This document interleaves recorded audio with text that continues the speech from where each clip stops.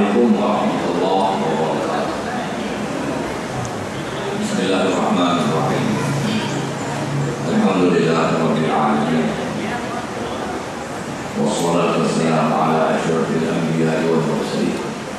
Sayyidina Muhammadin wa ala alihi wa sahbihi ajma'in. Subhanaka la ilma lana illa ma 'allamtana innaka antal alimul hakim. Rabbi shrah li sadri wa yassir li amri wahlul 'uqdatam min lisani yafqahu qawli. Tuan-tuan dan puan yang dirahmati Allah, alhamdulillah kita bersyukur kepada Allah Subhanahu wa taala yang diberikan kita berjumpa pada hari ini dalam kuliah duha. Semoga dari semasa ke semasa ilmu kita meningkat dan pula kita beramal dengan ilmu yang ada pada kita. Tapi tuntutan ilmu ini tuan-tuan tidak akan berakhir selagi kita belum di tamat KPM ataupun belum mati. Waktu siapa kata dia alim lah, dia sebenarnya bodoh. Dia mengaji yang baik.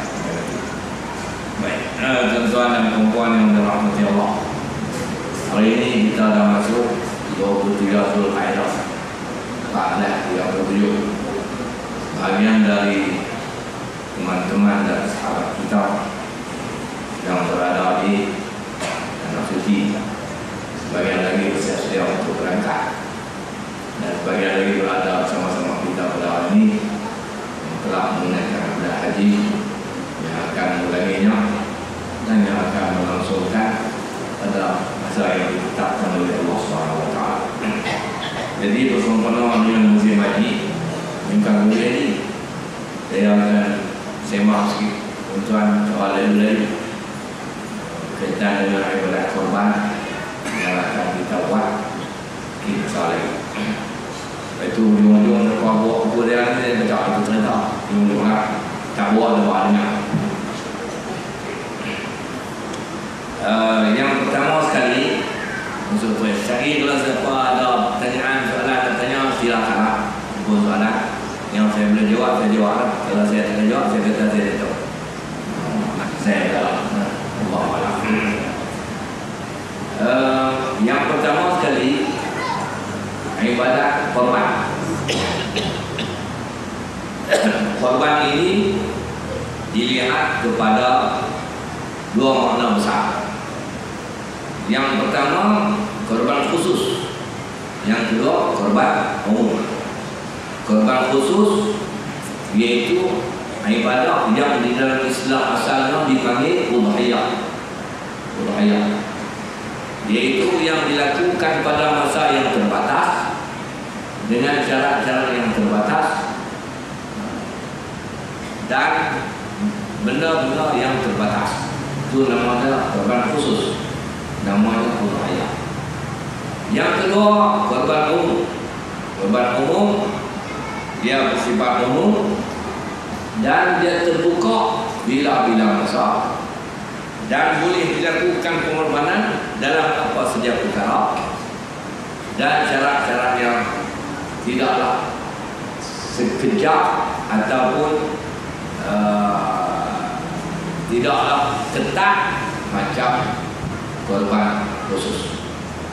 Di korban umum ni sejarah dia bermula dulu daripada korban khusus. Korban umum, mula-mula manusia yang terlibat dengan korban umum ni adalah putra Nabi Adam AS, iaitu Habil dan Qabil. Ini korban umum, Habil dan Qabil. Kerana mereka nak seorang perempuan sedang akan oleh bayar yang bernama Iklimah. Cantik yang Iklimah ni, dikirim tak? Maka Allah Subhanahu wa taala menyuruh mereka berdua ni mempersembahkan korban. Barang siapa yang korbannya diterima oleh Allah, orang itulah yang layak berkahwin dengan Iklimah. Akhirnya mereka mempersembahkan korban masing-masing. Mau dia tahu Korban Habil diterima oleh Allah karena dia mempersembahkan korban yang bermutu dan penuh keikhlasan kerana Allah SWT. Korban Qabil direject, ditolak oleh Allah SWT karena dia mempersembahkan korban yang tidak bermutu, yang tak elok dan tidak ikhlas kerana Allah SWT. Jadi antara dari penyang-penyangkan cuma ada satu sejarah pengorbanan umum yang pertama berlaku dalam sejarah kemanusiaan. Pengorbanan khusus yang pertama adalah berlaku kepada dua orang Nabi, dua anak, yaitu Nabi Ibrahim AS dan Nabi Ismail AS. Yaitu Nabi Ibrahim bermimpi menyembelih anaknya Ismail. Dia mimpi sembelih anak dia Ismail. Mimpi Nabi, mimpi yang benar. Mimpi kita merepek. Mimpi Nabi, mimpi yang benar. Maka Allah rakamkan cerita mimpi Nabi Ibrahim itu dalam Al-Quran. Dalam surah As-Saffat Allah berfirman, "Falamma balagha ma'as sa'ya qala ya bunayya inni ara fil manami anni azbahuka fanzur madza tara qala ya abati if'al ma tu'mar satajiduni insyaallah minas sabirin." Tak kala Nabi Ismail sudah membesar, belum ada kecil membesar, sudah boleh melakukan kerja-kerja peluang, maka berkatalah Nabi Ibrahim kepada anaknya, "Wahai anakku, ayah telah bermimpi menyembelih kamu. Maka apa katamu? Kamu nak kata apa?" Nabi Ibrahim tanya kepada Nabi Ismail anaknya. Maka jawab Nabi Ismail, "Wahai bapakku, laksanakanlah perintah Allah di dalam mimpimu. InsyaAllah bapa akan dapati saya dari kalangan orang-orang yang bersabar." Ini sejarahnya. Nabi Ismail, Nabi Ibrahim diuji oleh Allah, suruh sembelih anak. Uji tu, nak sembelih anak macam tu. Nabi Ismail diuji oleh Allah, nak tengok boleh terima tak ujian tersebut. Tapi ternyata dua-dua boleh menerima ujian Allah SWT. Nabi Ismail bersedia disembelih, Nabi Ibrahim bersedia menyembelih anaknya. Ini korban yang pertama. Nak dapat anak dah lah payah. Nabi Ibrahim mula dia menikah dengan Sarah. Dia menikah dengan Sarah, tak dapat anak. Lepas itu dah lama menikah dengan Sarah, tak dapat anak. Maka Nabi Ibrahim menikah dengan Hajar. Menikah dengan Hajar, dapat anak, namanya Ismail. Selepas Hajar beranak, tak lama kemudian Sarah pula beranak. Sedangkan Sarah bini tu, Sarah pula beranak, dapat anak, namanya Ishak. Jadi Ishak dan Ismail ni dua-dua Nabi, dua padik, satu pak mu'aziz. Satu pak mu'aziz. Itu hikmah dan tuan. Ya, Nabi Ibrahim menikah dengan Sarah, tak dapat anak. Lepas itu dia menikah dengan Hajar, dapat anak. Lepas dapat anak dengan Hajar, tak lama Sarah pun beranak. Jadi tentang dia buat plan tu lah. Tentang menikah, Nabi Ibrahim tak dapat anak, ikut plan Nabi Ibrahim, abang kami ni. Dan anak dapat anak senang, nak bagi kita buat plan Nabi Ibrahim, bagi mau nikah orang ni. Bila kita cerita dia tu, bini mesti terima punya. Dia nak apa? Bini mesti terima, dia dah minta apa lah. Nabi Ibrahim lah. Dia akan terima. Tapi kalau kita cerita dia, dia akan terima. Baik. Dia dah tengok dia dah. Tak apa lah masalah ni. Tak apa dia. Jadi Nabi Ibrahim diuji.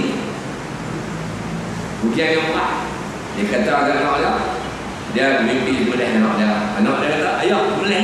Saya sebab.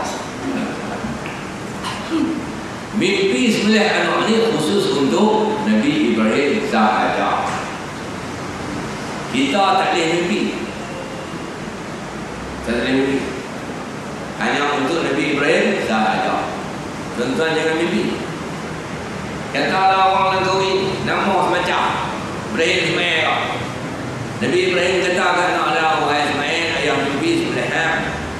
Hang kata apa? Ismail kata sebelah lah ya. Cik siapa?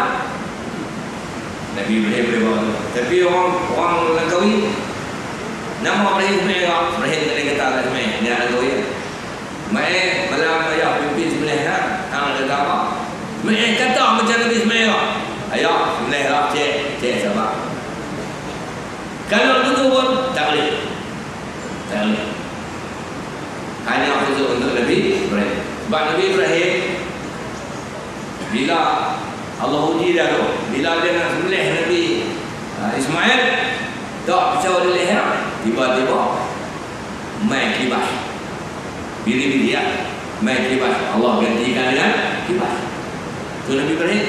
Dia tak pisau di leher Ismail, tiba-tiba Allah gantikan dengan kibas. Tapi orang tu ni leher. Ibrahim Ismail ni tak pisau di leher, tiba-tiba main poli. Nak pergi mampu. Tu beda tu. Nabi Ibrahim tak main kita.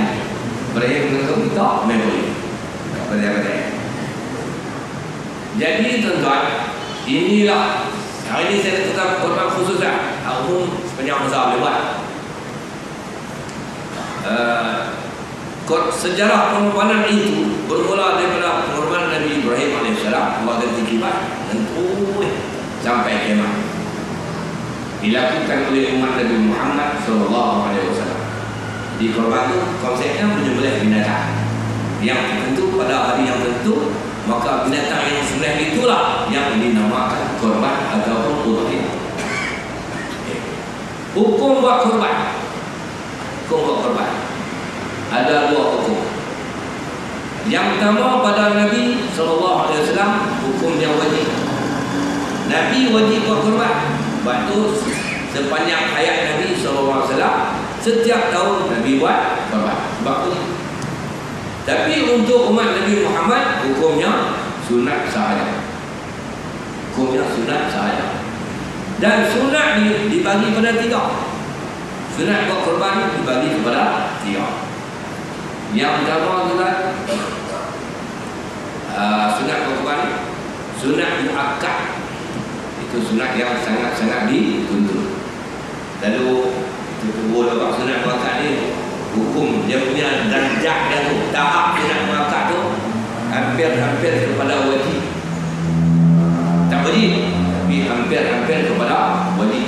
Sangat-sangat digalak, sangat-sangat dituntut. Justru orang yang berkemampuan buatlah. Sebab sunat muakkad. Yang kedua, di pecahan sunat dia ada tiga. Dia panggil sunat kifayah. Sunat kifayah ni maksud bagi orang yang berkeluarga. Dalam keluarga itu, bila ada satu orang yang buat korban, maka terlepaslah tuntutan sunat kepada ahli-ahli keluarga yang tidak buat korban. Sebab dia panggil sunat kifayah. Dalam umum ada tujuh anak 5 orang mak buat tu, tiba-tiba buat korban, maka hak 6 lagi makan saja. Sunat kifayah. Itu yang kadang-kadang hilang. Tony lagi buat korban tempat bini. Tak. Tony lagi buat korban tempat bini. Depan kiri anak belum, depan kiri anak berdua. Itu dia hilang tu. Ada orang keluar. Tony bini. Lagi kita tahu apa tu. Dan seorang keluar, dia Tony bini. Tony sebelah buat anak. Tony buat anak. Main tempat. Tony sebelah buat anak. Main tempat. Tony sebelah buat anak. Aku cek Tony. Buat lepas sunat kifayah. Untuk kita buat. Betul. Dengar. Mesti.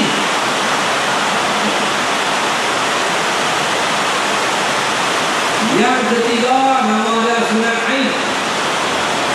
Sunat Aid. Lalu kita dengar fardu Aid. Ini sunat ain. Sunat ain ni jatuh kat siapa? Sunat ain ni pada orang yang tidak berkeluarga. Orang tidak berkeluarga ni ada dua. Tidak pernah berkeluarga. Itu. Yang kedua pernah berkeluarga dan tidak tiada keluarga. Itu pertama penting kita tuan. Bagi orang yang tidak berkeluarga, sunat ain. Sunat ain mana dia tak boleh kerja lah.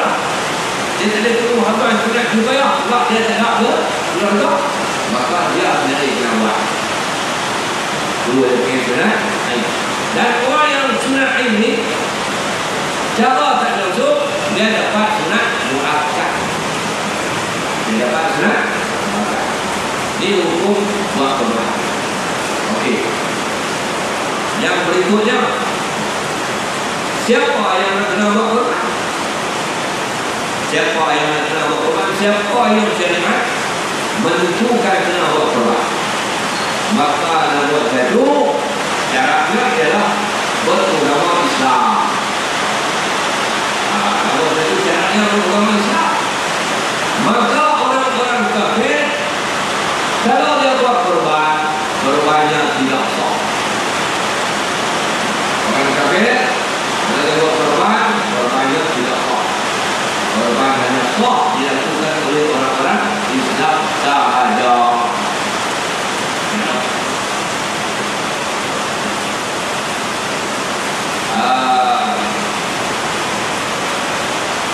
Macam mana kalau orang tu dia kafir? Dia kafir. Dia beli ilmu, dia main ilmu, dia main imam. Dia kata imam, saya wakil sama tuan imam mulai ilmu, saya mau buat korban. Dia kata dia kata ilmu ini saya mau buat korban. Dia imam pun boleh. Dia imam Islam lah. Imam pun boleh. Bila selesai boleh jadi korban lah. Ilmu ni jadi korban lah. Jadi ya tak jadi sebab Cina ada jadi kafir. Sebab dia tak maka tak jadi korban. Boleh makan lah lembu tu. Boleh makan. Lembu tu tak boleh makan sebab dia mati. Dia boleh no? Boleh makan. Boleh makan. Sebab apa boleh makan? Sebab disembelih oleh orang Islam. Disembelih oleh orang Islam. Tapi tak jadi korban. Sebab yang buat korban tu kafir. Macam mana Cina hari ini? Dia wakil Cina. Tuan imam, kita wakil sama tuan imam. Sembelih ilmu, kita mau buat korban. Tuan imam mau wakil. Sembelih. Tapi masalah wakil dia kata sembelih. Elok sembelih. Cina tu mengucap Asyhadu an la ilaha illallah wa asyhadu anna Muhammadar Rasulullah. Jadi korban tak? Jadi korban tak? Tak jadi. Kenapa? Sebab masa dulu sembelih dia masih kafir. Dia hanya Islam lepas ilmu tu mati. Lepas ilmu tu mati. Dia ucap ilmu tu mungkin tak mati.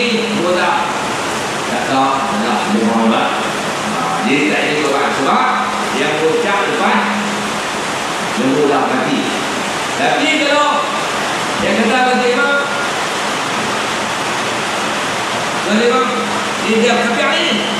Tuan imam, saya wakil sama tuan imam sembelih ilmu, saya mau buat korban.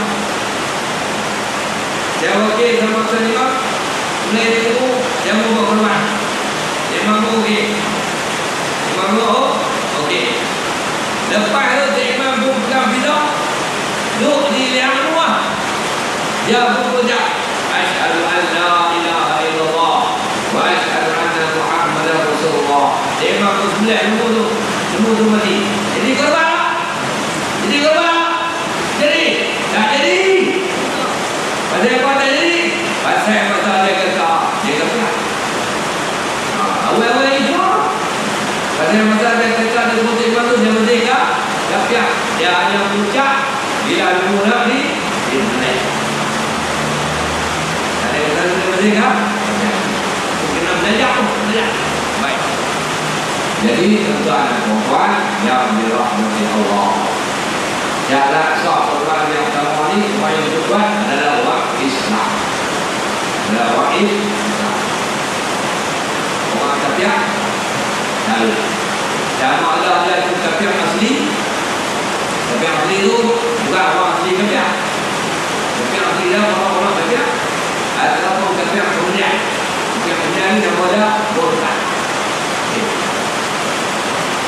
Kemudian yang kedua, orang yang dituntut buat korban adalah orang yang telah cukup umur balik. Orang yang balik.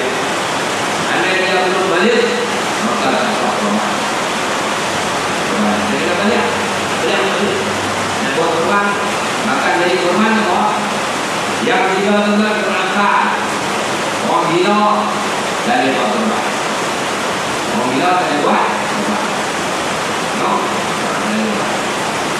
Dia gila, dia abang tengok. Boleh korban. Jadi dia gila. Dia abang pun boleh. Salah korban. Tak. Lepas dia tak gila. Lepas dia tengok boleh korban tu. Dia gila. Salah korban. Lepas semua mati dia pun gila. Salah korban. Ada apa? Masa orang okey, dia masih senyum. Tuhan.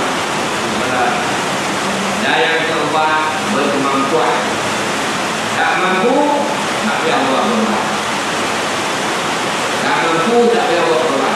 Sebab tu saya beri perencanaan, tak payah duduk hutang. Macam orang nak buat lagi, tak ada duit selebih ya. Sebab dia syarat berkemampuan. Tak payah duduk hutang buat korban. Tidak dituntut. Bahkan kalau hutang menyiksa diri, silap-silap bulan tidak sah korban sebab dia pun menyusahkan ahli kandungan dia tak cukup makan. Maka syaratnya mesti berkemampuan. Tak mampu segala buat. Senang jenak.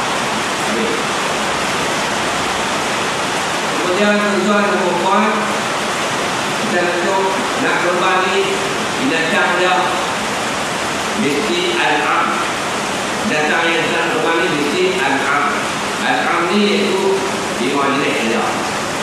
Unta, lembu, kerbau, kambing dan biri-biri. Unta, lembu, kerbau, kambing dan biri-biri. Di al-am namanya. Al-am.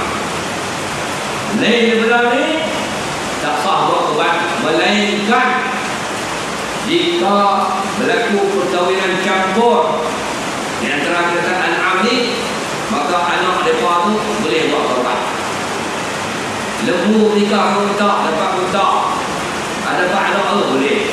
Jika berlaku kacukan, tak boleh perkahwinan campur, kacukan. Jika dikacuk di antara binatang 5 ni, kambing dengan lembu dengan unta, anak tu boleh buat korban. Tapi jika dikacuk dalam sekornya keluar dari 5 ni, anak tu tak sah buat korban. Cara yang pertama al-am, bila-bila ni. Kemudian cara yang kedua, binatang yang dikorbankan cukup umur. Cukup umur tu bukan balik. Kalau balik nak kena main haid, kacau orang tu main haid. Cukup umur. Berapa umur yang disyaratkan? Umur dia apa yang boleh? 5, 2, 1. Buat umur 5, 2, 5 tahun bagi unta, 2 tahun bagi lembu, kerbau dan kambing, 1 tahun bagi biri-biri. 5, 2, 1. Kemudian yang ketiga, binatang yang membuat korban tidak cacat. Binatang yang kita membuat korban tidak cacat. Kalau cacat, tak sah korban yang kita persembahkan. Apa dia korban ni? Cacat yang nyata. Sebab apa cacat yang nyata? Cacat ni pengorbanan mesti benda yang elok. Betul. Bila kita buat benda yang tak elok, Allah Ta'ala tak terima. Kita tengok macam pengorbanan COVID. bagi hasil tanaman-tanaman yang busuk, Allah Ta'ala tak terima. Habis semua akan terima kipas yang buruk dengan buat, Allah Ta'ala terima. Jadi yang elok satu. Yang kedua, cacat ni, cacat ni mana tengok. Yang kedua, cacat boleh menyebabkan kurang daging. Bukan korban nak ambil daging. Yang korban nak ambil daging bukan nak pakai ekor, nak makan daging, nak letak daging malah pakai mesin. Maka daging binatang akan korak, akan kesik kiranya binatang itu mengalami kecacatan yang nyata. Sebenarnya apa dia cacat yang nyata? Buta mata, cacat yang nyata. Binatang buta tak sah buat korban. Capit atau tembak tak sah buat korban. Kuih terlampau, kuih dah tak dekat tapi terlampau kuih, matlamat lagi tak dapat. Gila memang kena cacat. Gila cacat ada tak sempurna, tak ada diri cacat. Terkuih telinga sama ada semua ada taruh cacat. Tak ada telinga tidak dilahirkan cacat. Terkuih tidak paruh atau kelurahan cacat. Sakit yang berat dapat cacat. Mengidap sedikit korak tidak sempurna, dekat-dekat korak ni nampak tak sempurna, tak lanjut. Terkuih ekor cacat. Dan terkuih uji susu atau tetek binatang yang cacat. Okey, kecacatan kita tadi 80% yang boleh menyebabkan kurang daging. Dia boleh menyebabkan kurang daging. Contoh mana? Buta mata. Apa kaitan buta mata dengan kurang daging? Apa kaitan buta mata dengan kurang daging? Senang nak jawab. Apa yang lembu buta, dia nampak lembu. Dia nampak lembu, dia tak nampak. Tak nampak lembu, dia nak makan. Dia tak makan. Selain dia makan macam ni, dia tak mengikut. Maka akhirnya kita tinggal pada mengurangkan daging. Yang buta mata tak nampak lembu. Capit atau tembak. Apa kaitan capit dengan kurang daging? Capit adalah lembu capit. Lembu-lembu lain nak buka kanan, nampak di muka lembu atau tidak, nampak dia pun pergi lah, tapi kita rasa pergi ingat-ingat sampai mampu habis. Lembu dia tak kan, maka kurang lagi. Kuih dia rasa dah kurang lagi. Gila dia tak semua. Tak ada gigi, kalau lagi gigi tak ada. Nak tepak masalah apa? Tak ada. Seperti telinga, kurang telinga, apa? Telinga ni kerana dia mendengar. Tak ada telinga lembu ni jaga. Kerana ada hukum, dia tak dengar. Dia tak pergi. Dia ada rezeki, maka tak mengambil. Orang ni. Seperti lidah, kalau mata pun semua. Orang ni lidah nak merasa. Mata tak ada. Maka orang ni. Sakit yang berat. Sakit berat kurang lagi. Bagaimana? Nak makan tak lagi. Orang sakit nak makan. Maka orang akan lagi. Orang boleh buat dan sebagainya. Baik. Jadi tuan-tuan, ini dia panggil kecacatan yang serius. Kecacatan yang serius. Dia akan mengurangkan daging. Jangan sesekali kita buat korban binatang yang mengalami kecacatan yang tiada. Mana korban kita tidak sah. Tetapi jika kecacatan itu tak serius, cacat yang tak serius, maka korban sah dibuat. Contoh cacat yang tak serius ini, binatang itu tak ada kandung. Yang orang ada kandung, kalau cacat. Tapi tanduk ni dia tidak mempengaruhi lagi, maka sah buat korban. Ataupun ada tanduk, tapi tanduk dah patah,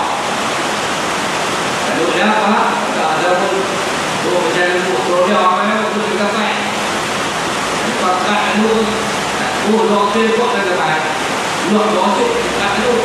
Kalau kat dulu, luar tu luar kok. Sampai habis tu dia nak pakai.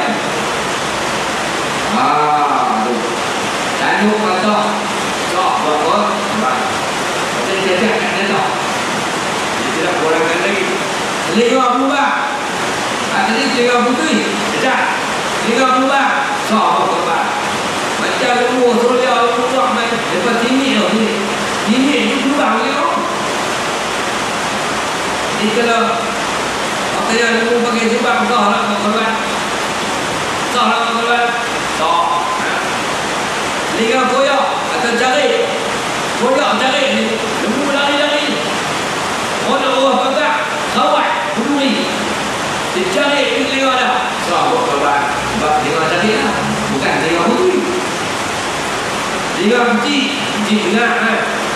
Dan dilahirkan tanpa peduli itu. Lembu apa yang dilahirkan tanpa peduli itu? Faham tak apa? Lembu apa dilahirkan tanpa titik? Buah. Lembu jantan. Tapi ada lembu betina dilahirkan tanpa peduli itu. Ada bunyi sesu ada putih. Tak sah. Tapi kalau anak main tak ada putih sesu. Sah buat. Buat korban. Dilahirkan tanpa ekor. Ekor putih tak buat korban. Anak main ekor tak ada. Sah buat korban. Okay. Ekor putih ini dikira cacat atau tak sempurna. Yang berikutnya kehilangan sebahagian gigi. Gigi luruh semua tak sah buat korban. Tapi kalau luruh 30 tu sah buat korban. Okey. Kemudian yang apa nama yang keempat, cara sah korban ni yang keempat mesti niat. Tadi saya nak pergi negara ni. Punya syok buat korban lupa niat. Buta makan dedak. Wajib niat korban. Okey. Jangan cara niat korban. Inilah korbanku kerana Allah Ta'ala. Maka hadhihi udhiyati lillahi ta'ala. Inilah korbanku kerana Allah Ta'ala. Ya. Yes. Ataupun nak sebut tetap apa? Ku jadikan lembu ini sebagai korban kerana Allah Ta'ala.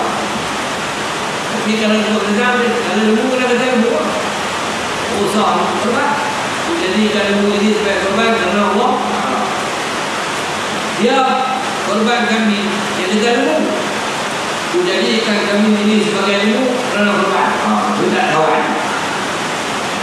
Ku jadikan lembu ini sebagai korban kerana Allah Ta'ala. Bila korban itu kerana Allah Ta'ala. Wajib niat semasa buat korban. Okey. Orang yang dituntut niat ni, orang yang buat korban, bukan imam sembelih, bukan manager yang urus. Saya sedar ni pasal ada orang buat korban, dia tak ada di lapangan, dia tak ada di tempat korban. Lepas tu dia berhenti kat pak dia niat, inilah korban aku kerana Allah Ta'ala. Tak sah je oi. Pak yang kena niat tu adalah tuan korban, bukan wajib. Tak sah. Pak dah siapa? Ada pilih niat jadi tu. Mana boleh? Niat tidak boleh diwakilkan. Mesti diniat dari oleh orang yang buat korban. Aku menanya. Okey. Bila kita nak niat korban? Bila kita nak korban? Dia ada dua fasa. Yang pertama berniat korban sebelum sembelihan. Yang kedua niat korban semasa sembelihan. Semasa penyembelihan. Berniat korban sebelum penyembelihan, syaratnya lembu kena ada. Binatang korban tu kena ada. Kalau tak ada, dia niat korban dia tu tak pakai. Contohnya ni ya. Contoh ni kena buat korban kena buat tanah. Lembu tak ada lagi. Niat tu tak pakai. Itu dia punya azam lah. Tapi dia dapat lembu, lepas tu dia pakai niat tu boleh. Tak jadi korban. Tak jadi korban. Tapi kalau dia pasang ni, tahun ni aku nak buat korban, dia pun beli lembu, bayang agak lembu dah jadi milik dia punya nanti aku jadikan lembu ni sebagai korban sama Allah Ta'ala. Dia bela lembu 3 bulan, mai ayam sebelah dia tuan niat kena tahu sah korban dia sebab dia telah niat masa dia memiliki lembu. Tapi kalau dia pergi kena lembu, nak beli lembu, tengok lembu yang banyak, beli dah ni, dia tengok lembu kalau putih, dia pun pegang lembu, menjadikan lembu ni sebagai korban kerana Allah Ta'ala. Lepas tu dia bayar duit beli, lepas tu dia balik, lepas tu sembelih korban. Sah tak korban? Tak sah. Pasal apa? Masa dia lembu belum jadi milik dia. Lembu dia belum jadi milik dia. Dia cuma niat jika lembu tu kadang-kadang dia hanya beli ataupun dia berniat belum membeli lembu itu, belum jadi milik dia. Sebab tu misalnya dia kena ambil bukan. Macam orang yang wakil orang ini dia tak balik. Ada alamak nak kahwin, ayah haji tak balik lah yang lain, dia duduk macam Putrajaya. Dia pun bagi duit kat mak dia sejak belum ayah apa sama. Ni ayah saya bagi duit saya pun saya buat korban setumpuk lah. Wakil kat ayah pergi beli tu, dia datang dengan hotel lah, tak apa lah pergi duit ayah. Wakil kat ayah beli tu, itu ayah niat jadi korban dia tak sah juga. Pasal niat mesti oleh orang yang buat korban. Jadi ini saya beri panduan senang saja. Bagi yang wakil pergi ni, dia kena kita ke ayah dia, ke abang dia, tempat-tempat adung dia. Ayah, ni duit saya biar ni ayah. Ayah pergi beli lembu, pakat pergi ke negara. Saya wakilkan ayah pergi beli lembu, dan saya wakilkan kepada ayah untuk menyempurnakan korban saya atau menghasilkan korban saya. Nak tahu? Itu lepas wakil, saya wakilkan ayah untuk beli lembu dan untuk menyempurnakan korban saya atau menghasilkan korban saya. Lepas dia kata begitu, dia wajib niat. Pasal dia tak boleh bayar, dia wajib niat lagi. Niat yang ini, ku jadikan lembu yang akan dibeli oleh ayahku sebagai korban kerana Allah Ta'ala. Ku jadikan lembu, dia niat lagi lah. Saya nak nampak nanti bayar, nanti keluar nampak dulu lah. Ku jadikan lembu yang akan dibeli oleh ayahku, dan lembu tak beli, dia okey beli. Ku jadikan lembu yang akan dibeli oleh ayahku sebagai korban kerana Allah Ta'ala. Maka apa nama, dia niat duduk siap-siap korban dah bagi lagi 2 bulan. Mai ayah korban, ayah dia beli lembu, ayah dia wakil kat imam sebelah mak, imam sebelah.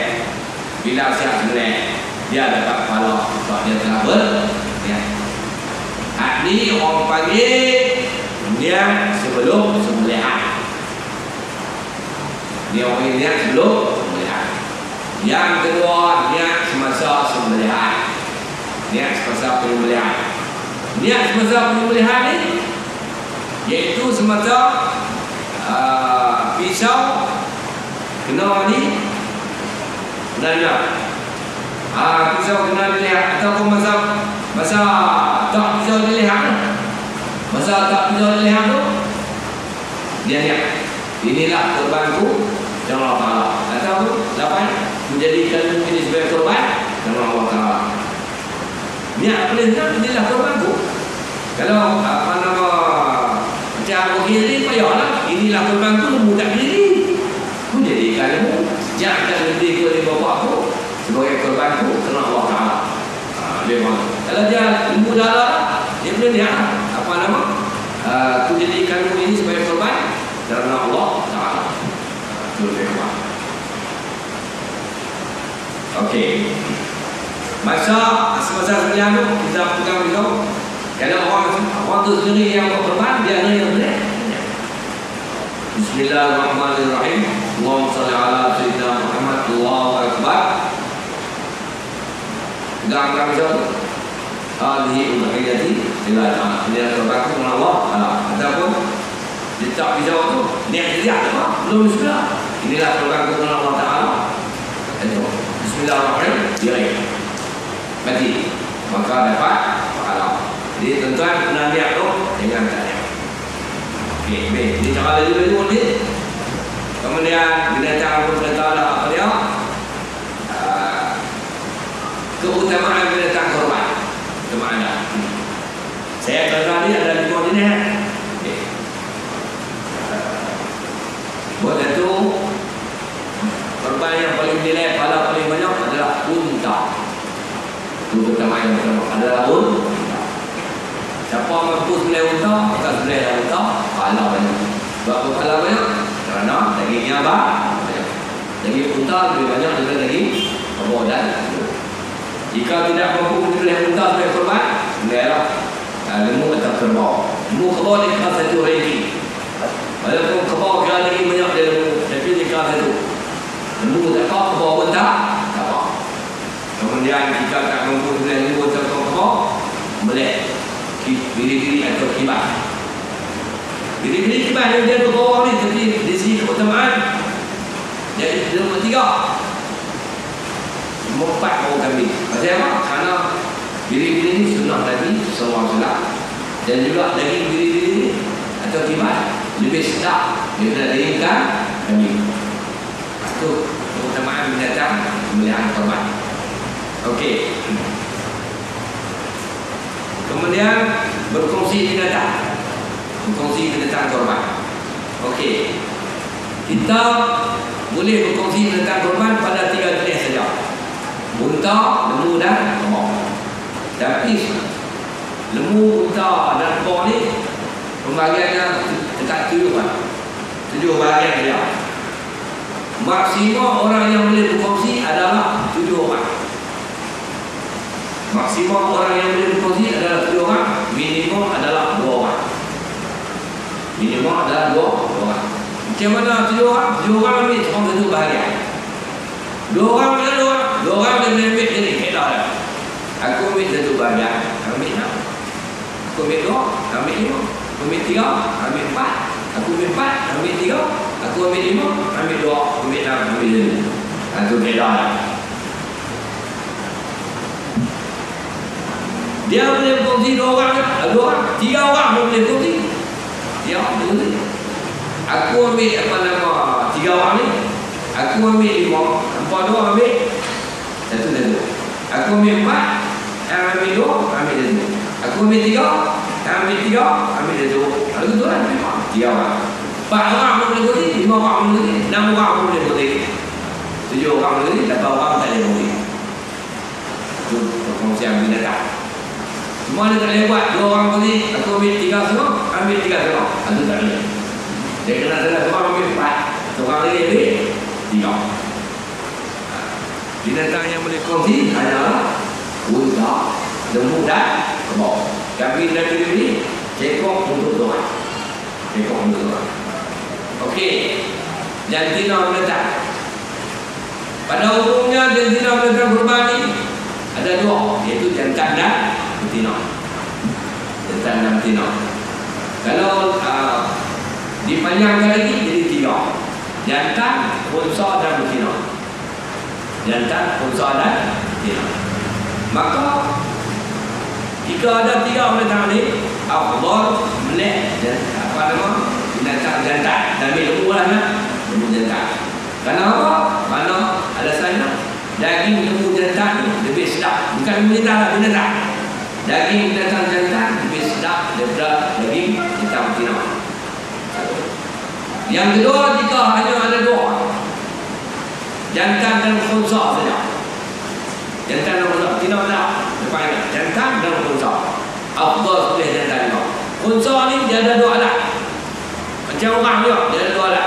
Alat perempuan pun ada, alat dia pun ada. Lembu khunsa ni.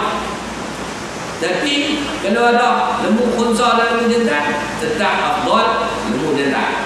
Walaupun lembu khunsa tu kemungkinan dia jantan, kerana lembu jantan confirm dah jantan, lembu khunsa belum tentu jantan. Jika ada panggilan 2 saja, lembu khunsa dan lembu betina, maka afdal sembelih lembu khunsa. Kerana mengharapkan mudah-mudahan dia jantan. Itu cara nak pilih jantina. Kemudian nak pilih kalau apa betina, warna binatang. Warna binatang. Ada 6 warna binatang. Ada 2 warna. Pink terang. Pink terang. Ada lembu pink. Ya. Pink, grey lah, grey. Lembu pink terang. Purple terang. Okey tak?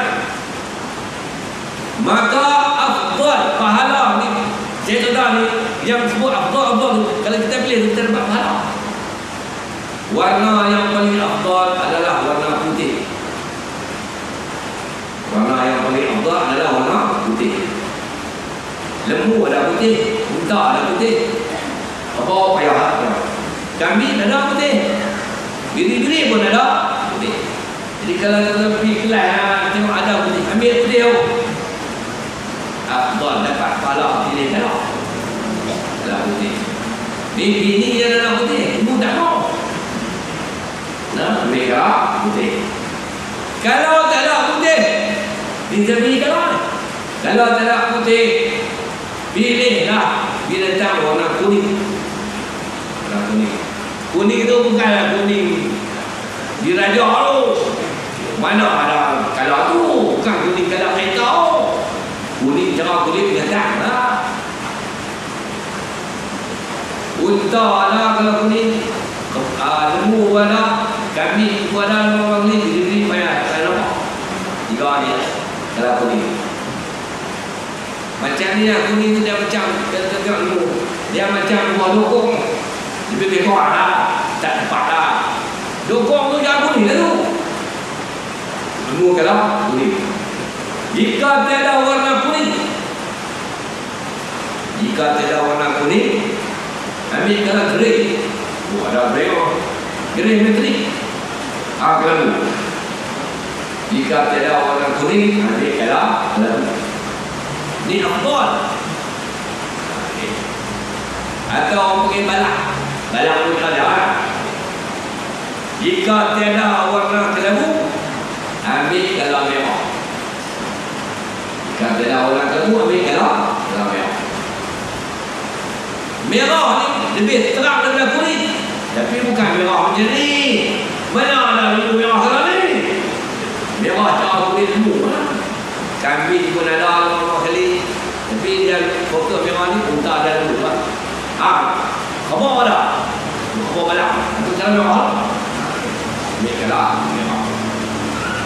Jika tiada merah, pilihlah warna campuran. Biasanya campuran warna putih dan hitam. Ni banyak. Lembu ada campur putih hitam. Unta ada. Apa tak ada? Pilih warna campuran putih dan hitam. Jika tiada warna campuran, pilihlah yang warna terakhir, itu warna hitam. Ada orang Melayu, dia tengok lembu kalau hitam. Ni kalah bagus. Bodoh. Kalau putih dan hitam, maka warna hitam ni warna yang terakhir. Jangan tuan-tuan, kalau depan kita ada 2 ekor lembu, satu warna putih, berat dia 1 kilo. Satu warna hitam, berat dia 2 kilo setengah. Lembu 2 kilo macam mana? Tak siapa kata apa?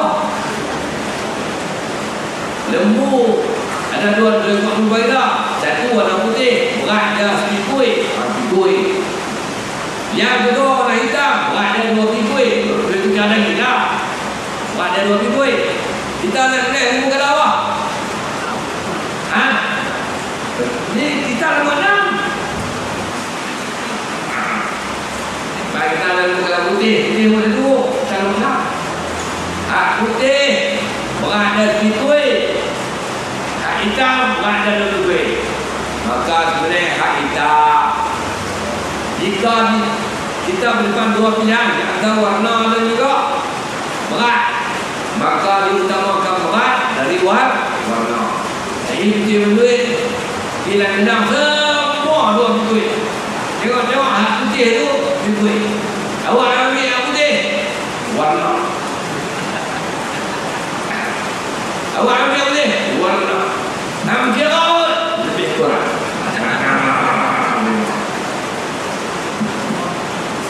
Betul? Ambil. Berikutnya, tempat nak buat korban. Tempat buat korban. Nak sembelih di mana? Sembelih di lihat. Jadi kita sembelih dengan dulu ya. Sembelih di lihat. Tempat buat korban ada dua. Satu, tempat orang yang buat korban itu berada. Tentu ada korban, tentu dia duduk. Yang kedua, buat korban tentu orang korban tak ada dulu. Dia ada dua. Okey. Maka afdal buat korban di tempat orang itu berada. Sama ada dia seorang yang mustaqil atau musafir atau mustaqil atau bermukim atau musafir. Afdal ada letak pahala buat korban di mana dia berada. Contoh, nak buat korban di kiri, buat di kiri. Boleh korban di kiri. Orang yang buat korban pun ada di kiri, maka dia letak pahala tambah. Dia orang kiri kan? Boleh jadi orang kiri, boleh jadi orang letak, boleh jadi orang Johor, tapi bermukim tidak positif. Jika karakter di situ, tapi kerana dia berada di situ bersama orang. Soal korban, orang yang buat korban tapi dia tak berada di situ, tapi kena niat, kena urusan acara-acara ini pun buat korban itu mudah. Dia adalah dengan duit, dia kirim duit, dia dapat wakil, dia niat siap-siap, orang boleh sana, pahala. Tapi pahala lebih banyak, dia buat di tempat dia berada. Di tempat dia berada. Tengok, sebab apa? Afdal buat korban di tempat kita berada. Kerana dua sebab. Yang pertama, dapat sembelih sendiri. Dan kita ada tu, kita boleh sembelih sendiri. Jika tak sembelih sendiri, sebab yang kedua, kalau dia tak sembelih sendiri, dia dapat menyaksikan penyembelihan. Sebab sembelih sendiri hukumnya sunat, menyaksikan penyembelihan hukumnya sunat. Bila sebut benda yang sunat, berpahala. Sebab itu afdal buat korban di tempat kita berada. Okey, habis. Sunat korban. Ini saya kira dulu ni. Ini saya mahu silap ni. Saya kira ni. Sunat korban. Buat satu, siapa nak buat korban, tak tertutur hijab. Disunatkan tidak potong kuku, rambut dan bulu-bulu. Untuk tertutur hijab. Tapi dia ada dua pendapat. Pendapat pertama, betul tertutur hijab. Misalkan jenggot, bulu, semua bulu, tiap bulu ada ini segala bulu. Tak betul. Saya ingatlah selesai 9 ekor.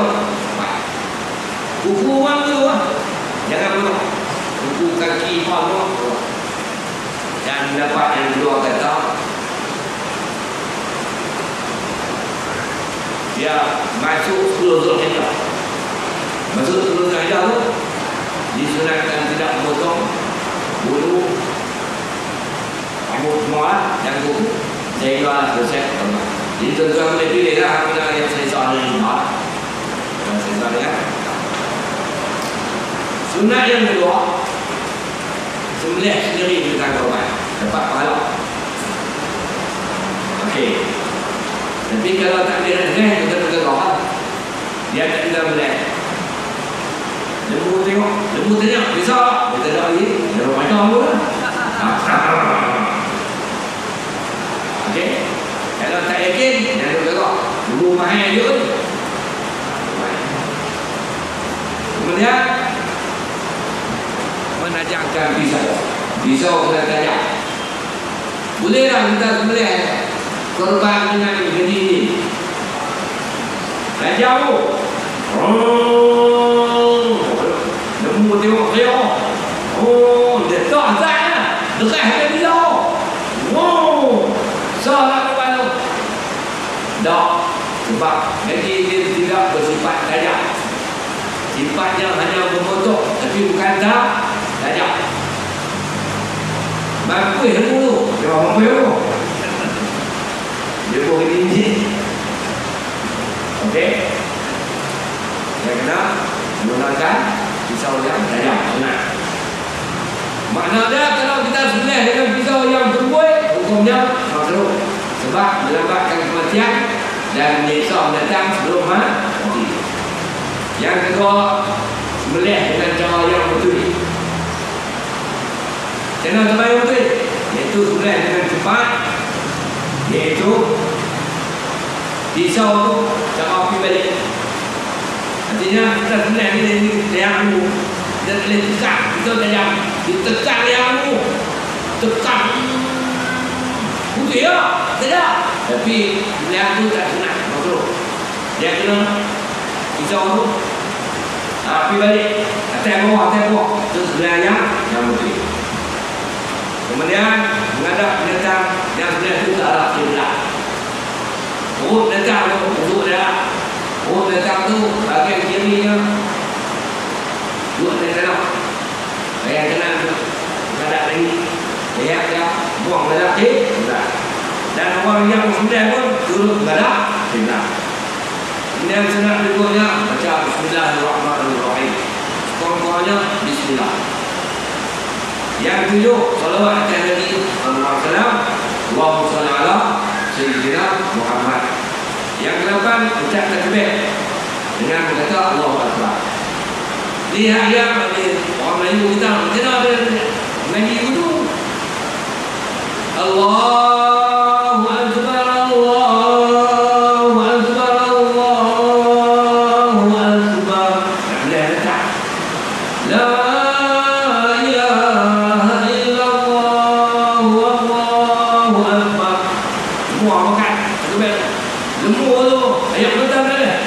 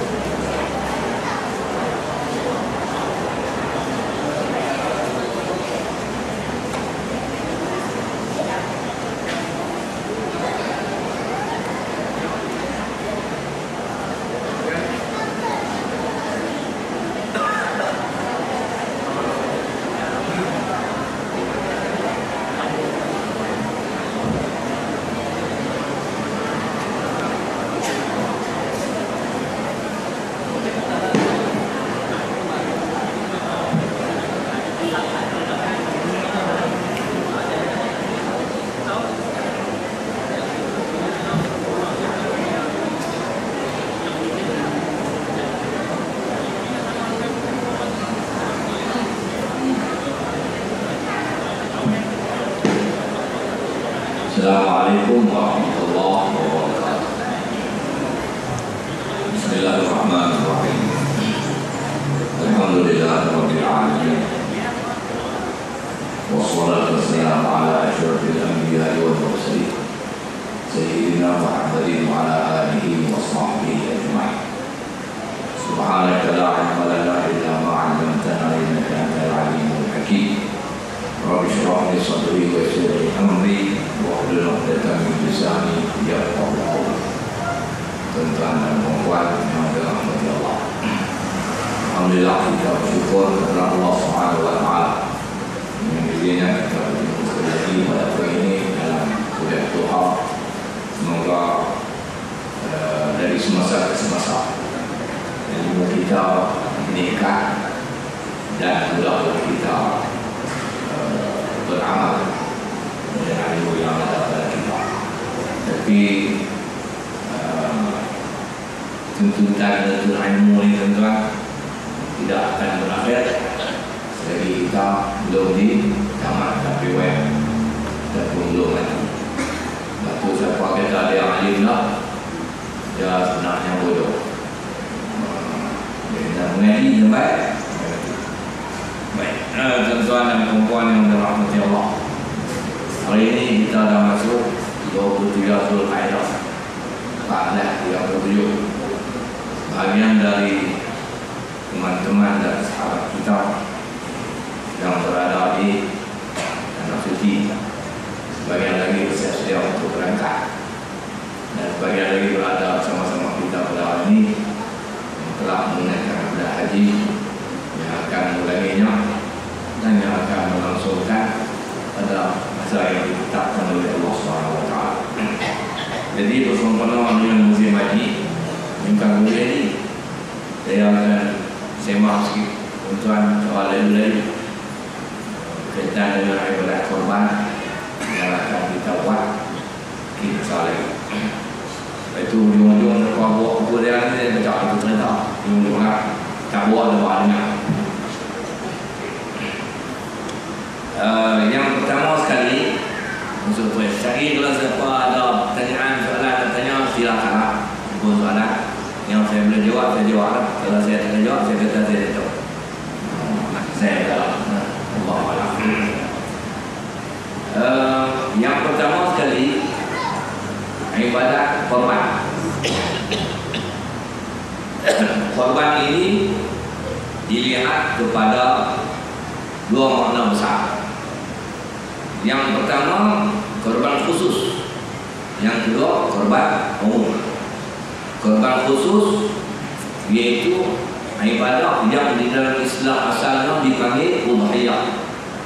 Udhiyah yaitu yang dilakukan pada masa yang terbatas dengan cara-cara yang terbatas dan benda-benda yang terbatas. Itu namanya korban khusus, namanya udhiyah.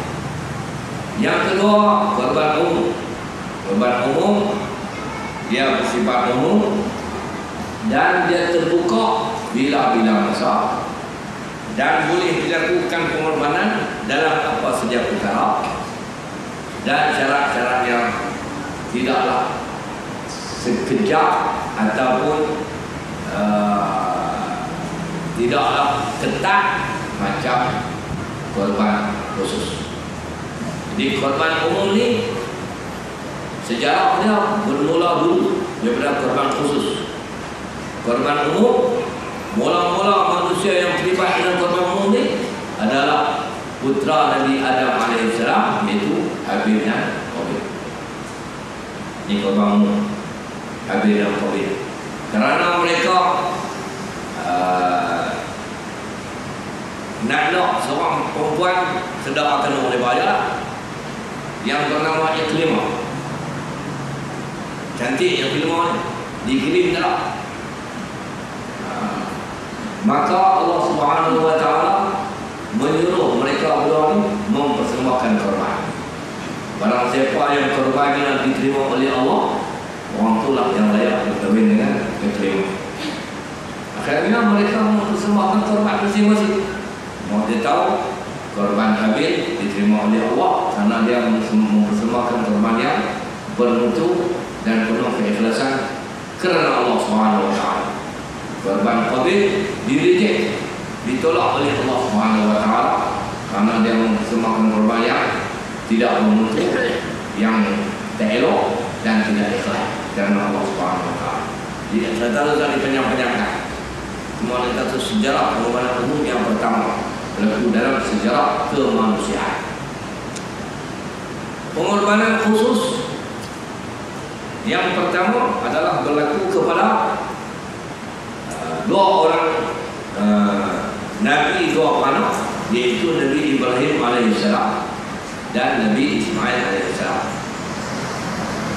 Yaitu Nabi Ibrahim bermimpi menyembelih anaknya Ismail. Dia mimpi sembelih anak dia Ismail. Mimpi Nabi, mimpi yang benar. Mimpi kita merepek. Mimpi Nabi, mimpi yang benar. Maka Allah rakamkan cerita mimpi Nabi Ibrahim itu dalam Al-Quran.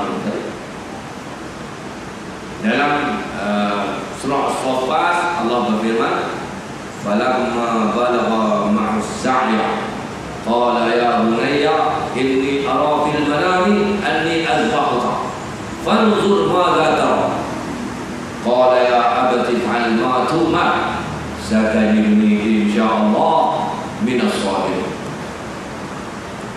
Tak kala Nabi Ismail sudah membesar, belum dah kecil membesar, sudah boleh melakukan kerja-kerja penumpangnya.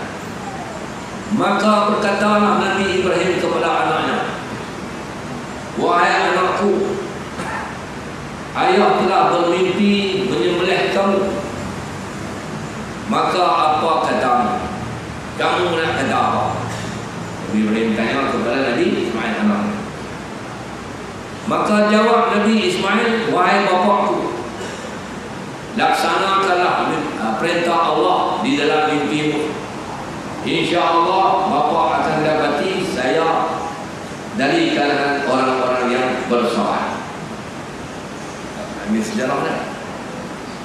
Nabi Ismail, Nabi Ibrahim diuji oleh Allah, suruh sembelih anak. Uji tu, nak sembelih anak je. Nabi Ismail diuji oleh Allah, nak tengok boleh terima tak ujian tersebut. Tapi ternyata dua-dua boleh menerima ujian Allah SWT. Nabi Ismail bersedia disembelih, Nabi Ibrahim bersedia menyembelih anaknya. Ini korban yang pertama. Nak dapat anak dah payah. Nabi Ibrahim mula dia menikah dengan Sarah. Dia menikah dengan Sarah, tak dapat anak. Lepas itu dah lama menikah dengan Sarah, tak dapat anak. Maka Nabi Ibrahim nikah dengan Hajar. Nikah dengan Hajar, dapat anak, namanya Ismail. Selepas Hajar beranak, tak lama kemudian Sarah pula beranak. Sedangkan Sarah bini tu, Sarah pula beranak, dapat anak, namanya Ishak. Jadi Ishak dan Ismail ni dua-dua Nabi, dua padik, satu pak mak cik. Satu pak mak cik. Itu hikmah dia tu kan.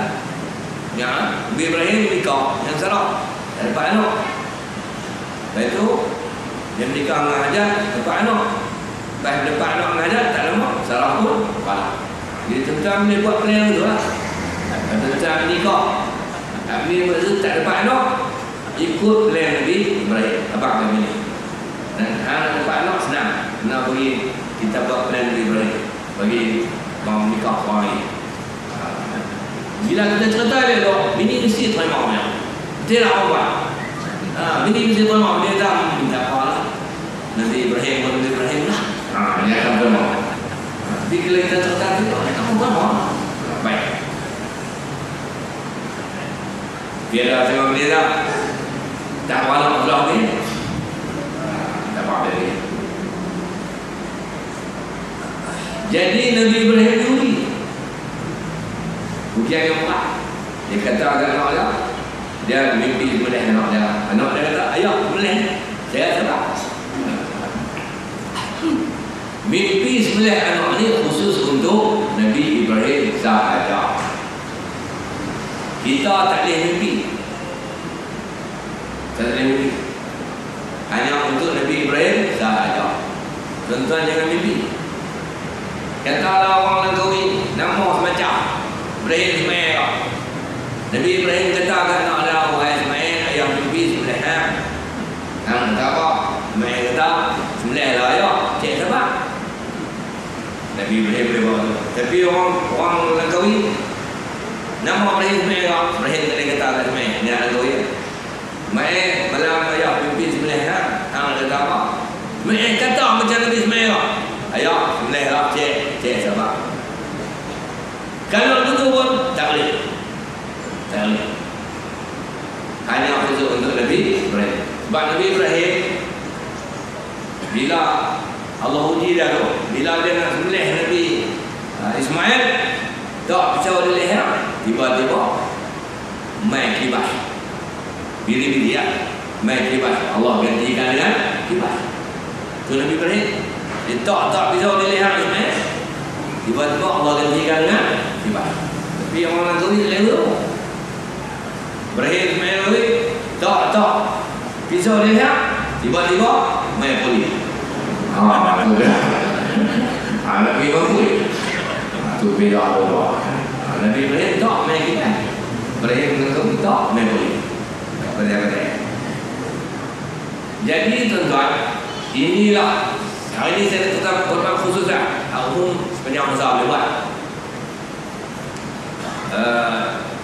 Sejarah pengorbanan itu bermula daripada pengorbanan Nabi Ibrahim AS. Allah ganti kibas dan sampai kiamat. Dilakukan oleh umat Nabi Muhammad SAW. Di korban itu konsepnya menyembelih binatang yang tertentu pada hari yang tertentu, maka binatang yang disembelih itulah yang dinamakan korban ataupun udhiyah. Hukum buat korban. Ada dua hukum. Yang pertama pada Nabi SAW, hukum yang wajib. Nabi wajib buat korban. Sebab itu sepanjang hayat Nabi SAW, setiap tahun Nabi buat korban. Sebab itu. Tapi untuk umat Nabi Muhammad, hukumnya sunat sahaja.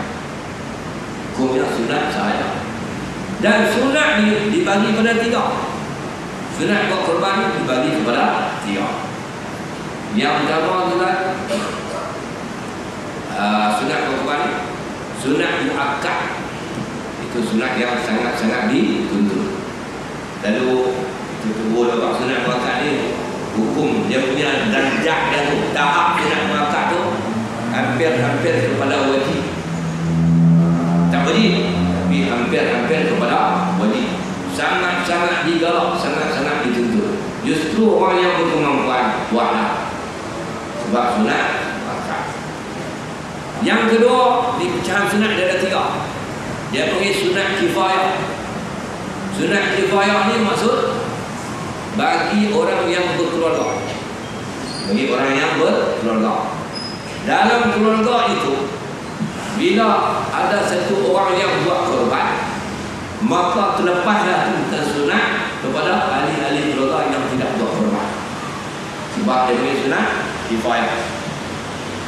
Dalam umum ada tujuh anak, 5 orang, mak pak 2, tiba-tiba pak buat korban, maka hak 6 lagi makan saja. Sunat kifayah. Itu yang kena lagi yang Tony lagi buat korban dan tempat bini. Tak, Tony lagi buat korban dan tempat bini. Dan depan sekali lagi anak belum, dan depan sekali lagi anak berbuat. Itu dia bilang tu, ada orang keluar Tony bini. Lagi kita tak tahu apa tu. Dan seorang keluar, dia Tony bini.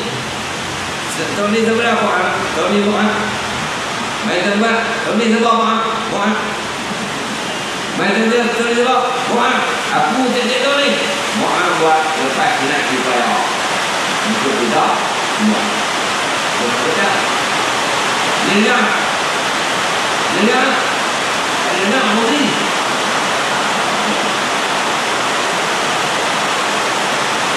Yang ketiga nama dia sunat Aid.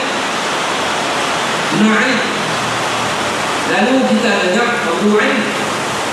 Di sunat Aid. Sunat Aid ini jatuh kat siapa? Sunat Aid ini pada orang yang tidak berkeluarga. Orang tidak berkeluarga ni ada dua. Tidak pernah berkeluarga dan Itu.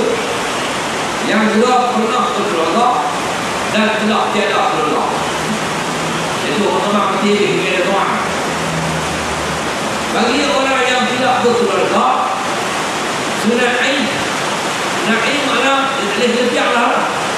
Dia tak boleh tunggu habis sunat juga ya. Sebab dia tak nak berkeluarga, maka dia menjadi kena buat. Dua yang sunat ain. Dan orang yang sunat ain ni, cara tak langsung dia dapat sunat muakkad. Dia dapat sunat muakkad. Ini hukum buat korban. Okey. Yang berikutnya, siapa yang nak kena buat korban? Siapa yang nak kena buat korban? Siapa yang syariat menentukan kena buat korban? Maka nak buat itu, syaratnya adalah beragama Islam.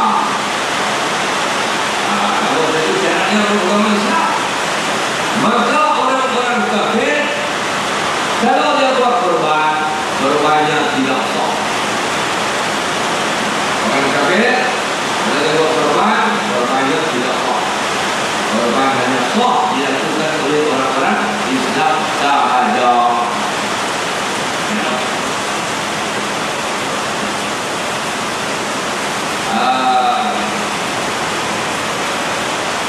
Macam mana kalau orang tu dia kafir? Dia beli ilmu, dia ambil cari ilmu, dia ambil ke imam.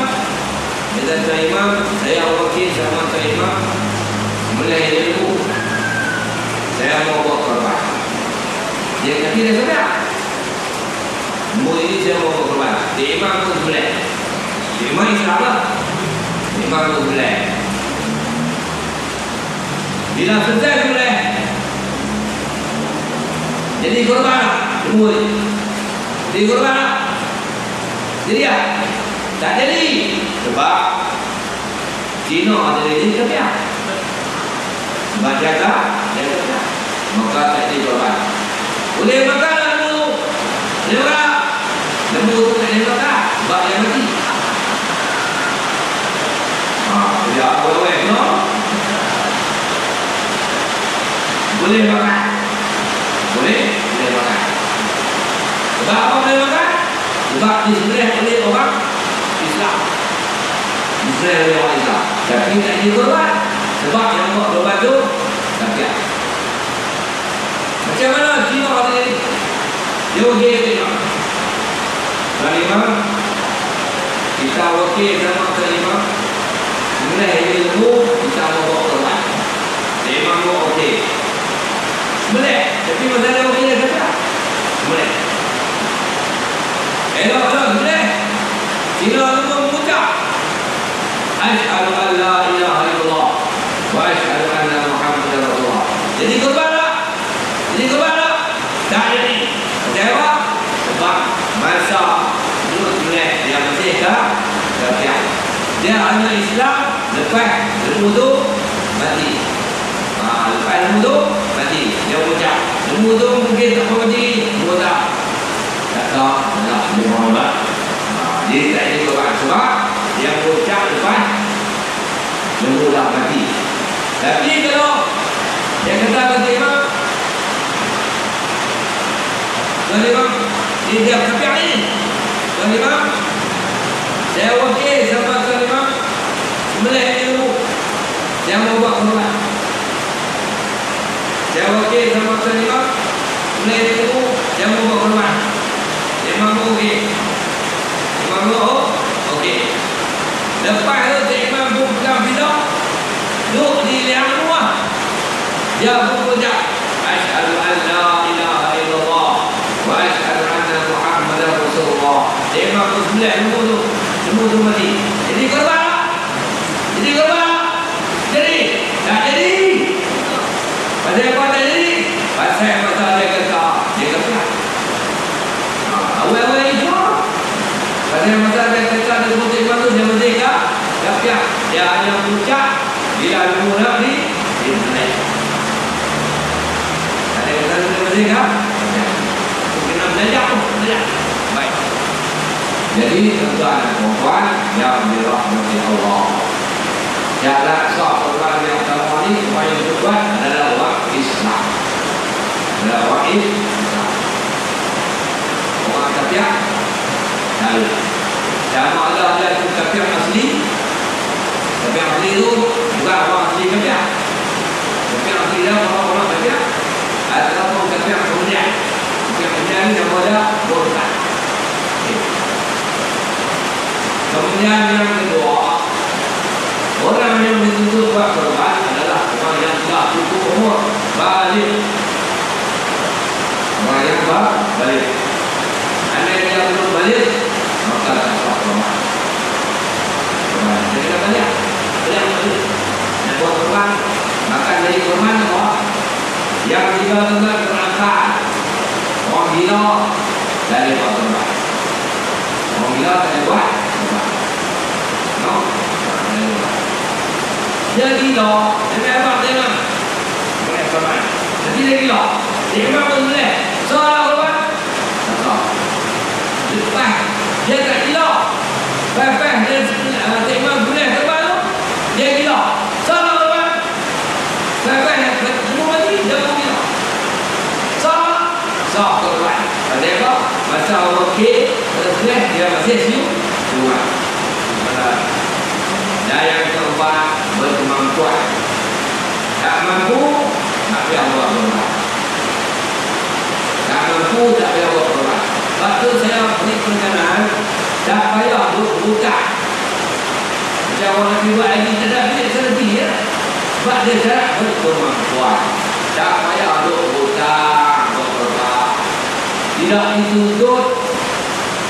Bahkan kalau hutang menyiksa diri, tidak tidak sah korban sebab dia menyusahkan ahli kandungan dia tak cukup makan. Maka syaratnya mesti berkemampuan. Tak mampu tidak dapat. Senang jenak. Kemudian tuan dan puan, kita nak korban ni binatang dia mesti al-am. Binatang yang kita nak korban ni mesti al-am. Al-am ni iaitu 5 jenis saja. Unta, lembu, kerbau, kambing dan biri-biri. Unta, lembu, kerbau, kambing dan biri-biri. Di al-am namanya. Al-am. Lain daripada ni tak sah buat korban, melainkan jika berlaku perkahwinan campur di antara binatang al-am ni, maka anak mereka tu boleh buat korban. Lembu nikah unta, dapat unta, dapat anak tu boleh. Jika berlaku kacukan, tak boleh kena campur kacukan. Jika dikacuk di antara binatang 5 ni, kambing dengan lembu dengan unta lah, anak tu boleh buat korban. Tapi jika dikacuk dalam sekornya keluar dari 5 ni, anak tu tak sah buat korban. Cara yang pertama al-am, bila-bila ni. Kemudian cara yang kedua, binatang yang dikorbankan cukup umur. Cukup umur tu bukan balik. Kalau balik nak kena main haid, kacau lembu main haid. Cukup umur. Berapa umur yang disyaratkan? Umur dia apa yang ni? 5, 2, 1. Buat umur 5, 2, 5 tahun bagi unta, 2 tahun bagi lembu, kerbau dan kambing, 1 tahun bagi biri-biri. 5, 2, 1. Kemudian yang ketiga, binatang yang membuat korban tidak cacat. Binatang yang kita membuat korban tidak cacat. Kalau cacat, tak sah korban yang kita persembahkan. Apa dia korban ni? Cacat yang nyata. Sebab apa cacat yang nyata? Cacat ni pengorbanan mesti benda yang elok. Betul. Bila kita buat benda yang tak elok, Allah Ta'ala tak terima. Kita tengok macam pengorbanan Qabil. Qabil bagi hasil tanaman-tanaman yang busuk, Allah Ta'ala tak terima. Habis semua akan selesai kipas yang busuk. selembut Allah Ta'ala banyak. Jadi yang elok satu. Yang kedua, cacat ni, cacat ni mana tengok. Yang kedua, cacat boleh menyebabkan kurang daging. Bukan korban nak ambil daging. Yang korban nak ambil daging bukan nak pakai ekor, nak makan daging, nak tetap daging kalau pakai miskin. Maka daging binatang akan korak, akan kesik kiranya binatang itu mengalami kecacatan yang nyata. Sebenarnya apabila cacat yang nyata, buta mata, cacat yang nyata, binatang buta tak sah buat korban. Capit atau tembak tak sah buat korban. Kuih terlampau, kuih dah tak cacat tapi terlampau kuih, matlamat lagi tak dapat. Gila memang kena cacat. Gila cacat ada tak sempurna, tak ada gigi cacat. Terkuih telinga sama Allah semua ada baru cacat. Tak ada telinga tidak dilahirkan cacat. Terkuih tidak baru atau keseluruhan cacat. Sakit yang berat dapat cacat. Mengidap sedikit korak tidak sempurna, dia tak cacat. Korak ni nampak tak sempurna, tak jadi. Terkuih ekor cacat. Dan terkuih susu atau tetek binatang yang ada cacat. Okey,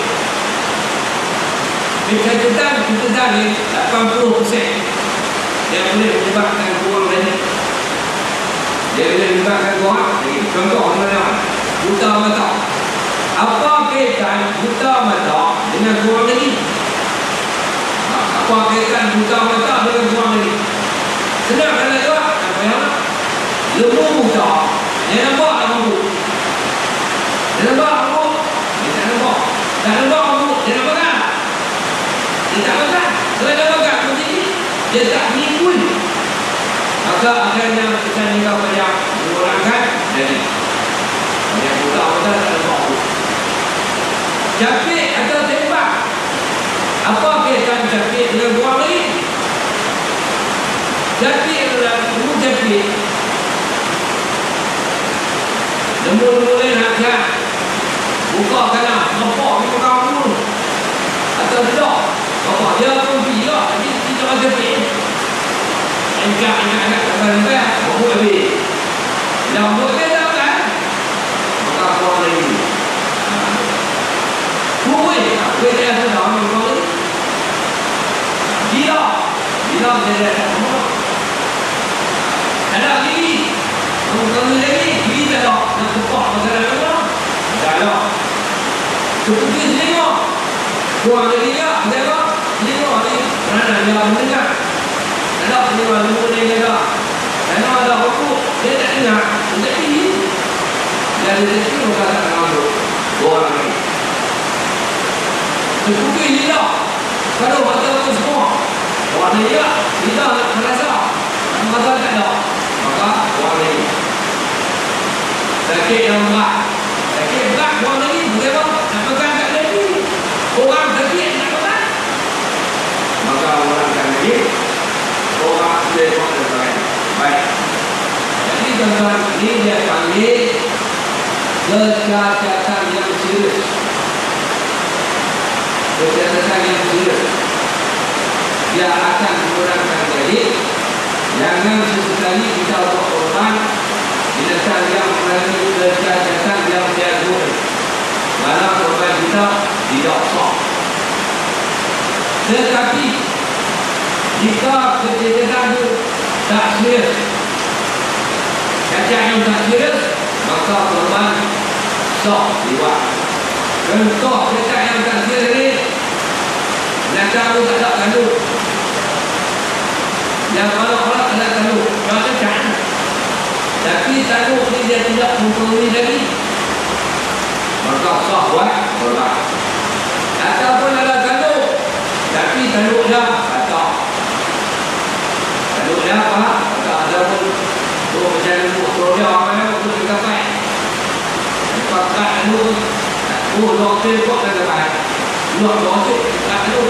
Dah cakap tu, oh luar tu kok. Nampak habis tu tadi yang terbaik.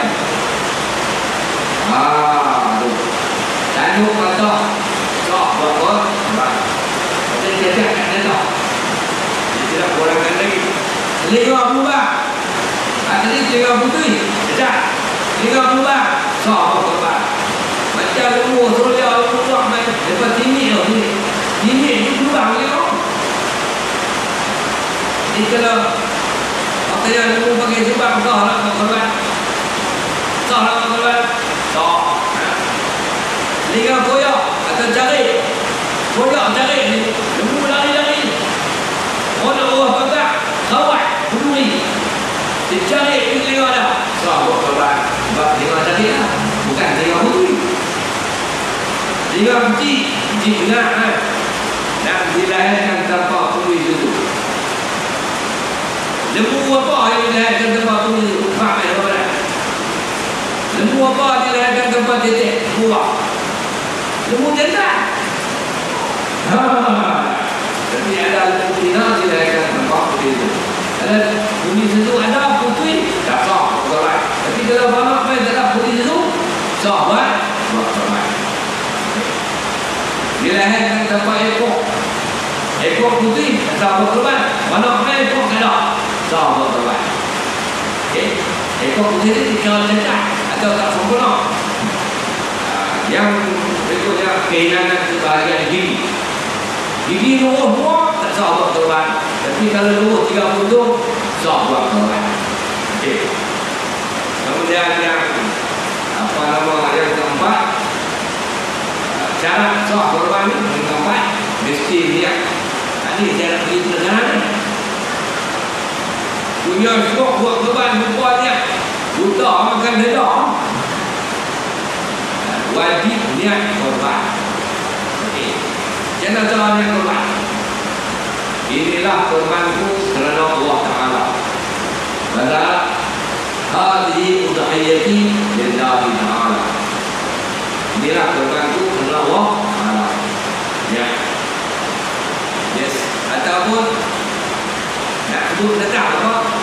Ku jadikan lembu ini sebagai korban kerana Allah Ta'ala. Tapi kalau sebut tetap, kalau lembu kena kata lembu, usah korban. Ku jadikan lembu ini sebagai korban kerana Allah Ta'ala. Dia korban kami yang tidak lembu. Ku jadikan kami ini sebagai lembu kerana korban. Itu tak kawan. Ku jadikan lembu ini sebagai korban kerana Allah Ta'ala. Bila korban itu kerana Allah Ta'ala.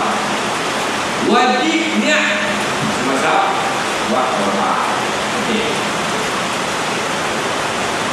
Orang yang dituntut niat ni, orang yang buat korban, bukan imam sembelih, bukan manager yang urus. Saya cerita ni pasal ada orang buat korban, dia tak ada di lapangan, dia tak ada di tempat korban. Lepas tu dia berhenti kat pak dia ni, inilah korban aku kerana Allah Ta'ala. Tak sah je oi.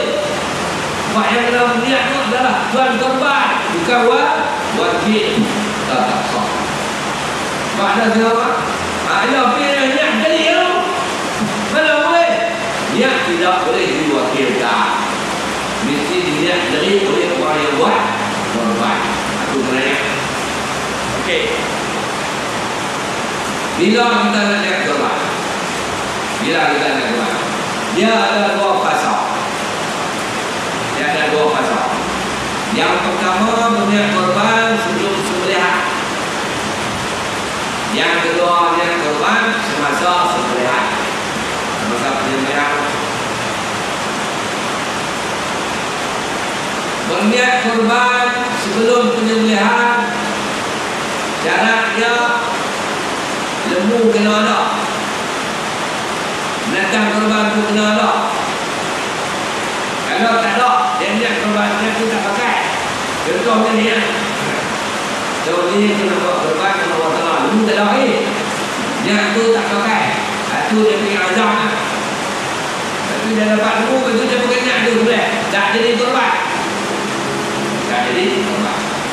Tapi kalau dia pasang tadi, tahun ni aku nak buat korban. Dia aku pergi beli lembu. Dia aku pergi beli lembu. Bayang-bayang agak lembu dah jadi milik dia. Dia punya nanti aku jadikan lembu ni sebagai korban sama Allah Ta'ala. Dia bela lembu 3 bulan. Mai ayam sembelih. Dia terpuan niat benar-benar sah korban dia sebab dia telah niat. Dia telah niat masa dia memiliki lembu. Tapi kalau dia pergi kandang lembu, nak beli lembu, tengok lembu yang banyak, beli lagi. Dia tengok lembu kalau putih, dia pun pegang lembu, pun jadikan lembu ni sebagai korban kerana Allah Ta'ala. Lepas tu dia banyak duit, beli. Lepas tu dia balik, lepas tu sembelih korban. Sah tak korban? Tak sah. Pasal apa? Masa dia lihat lembu belum jadi milik dia. Lembu dia belum jadi milik dia. Dia cuma niat jika lembu dalam keadaan dia hanya beli. Atau apa? Dia berniat belum membeli lembu itu. Belum jadi milik dia. Sebab tu masalahnya dia kena ambil bukan.